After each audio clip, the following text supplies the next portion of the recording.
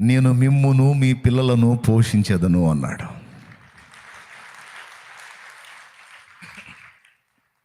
ఈరోజు నీకు పరిస్థితి లేదు.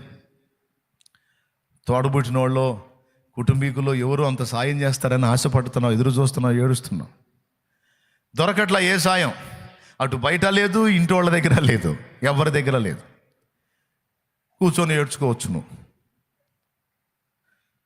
కానీ దేవుని వాగ్దానం, వాళ్ళకి నీవు దేహి అంటం కాదు, నేను నిన్ను సమృద్ధిగా ఆశీర్వదించి నీ చేతులతో వారికి ఇచ్చేటట్టు నేను నిన్ను ఆశీర్వదిస్తున్నాను అంటున్నాడు ఆయన. గుర్తుపెట్టుకో, ఈరోజు ఆదివారం దేవుడు నీకు ఇస్తున్న ఈ వాగ్దానాల సంపదని గుర్తుపెట్టుకో. రాసుకో, డేట్ వేసి రాసుకో. నా తండ్రి ఈవేళ నాతో మాట్లాడాడు.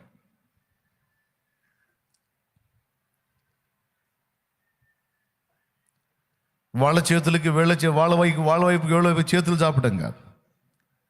నీ దగ్గరికే వాళ్ళు వస్తారు. నిన్నే వారు చేయి చాపి ఆశ్రయించే రోజు వచ్చింది. అలా చేస్తాడు ఆయన.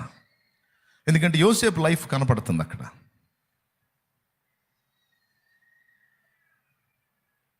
నడి బజారులో పశువు నమ్మినట్టు అమ్మి అప్పచెప్పారు. చివరికి దేహి అనుకుంటా ఆయన దగ్గరికి పోయారు. అయితే ఆయనే ఉన్నాడు, పగ సాధించాడా?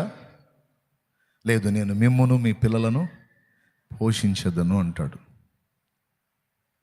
అనేకులకు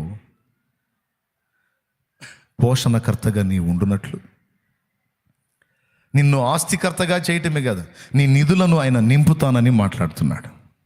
ఆమేన్. ఎంతమంది నమ్ముతున్నారు ఈ విషయాన్ని? నమ్మిన వాళ్ళందరూ తప్పకుండా స్వతంత్రించుకుంటారు. సందేహించినోడు ఖచ్చితంగా పొందడు. విశ్వసించిన వాళ్ళందరూ స్వతంత్రించుకుంటారు. కాబట్టి మీరు ఏ స్థితిలో ఉన్నా కలత చెందొద్దు. దేవుని యందలి ప్రేమని కోల్పోవద్దు. చాలా విషయాలు మాట్లాడాడు.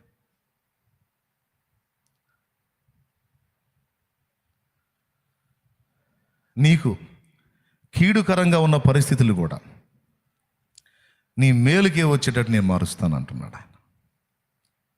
నీ మేలుకు వచ్చేటట్టు నేను మారుస్తాను అంటున్నాడు. రోమాపత్రిక 8:28. దేవుని ప్రేమించు వారికి, అనగా ఆయన సంకల్పము చొప్పున పిలువబడిన వారికి మేలు కలుగుటకై సమస్తమును సమకూడి జరుగుచున్నవని. మేలుకే వస్తాయి.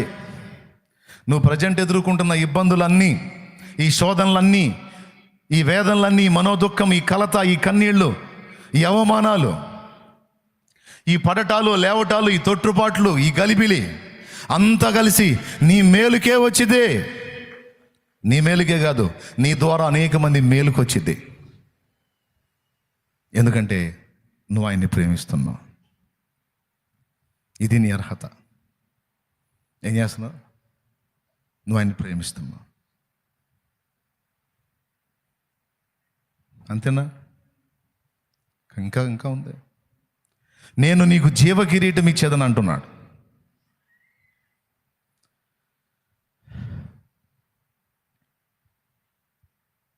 ఈ సంగతులన్నీ ఇంకా చాలా ఉన్నాయి. దేవుని ఆత్మ ప్రేరణలో నేను పలికిన ఈ విషయాలు మర్చిపోవద్దు. విశ్వసిద్దాం. మీరు, నేను అందరం స్వతంత్రించుకుందాం. కృంగిన మన హృదయాలను రేపుకుందాం. ప్రేమగా దేవుని వైపు మళ్ళుకుందాం. రండి ప్రార్థన చేద్దాం.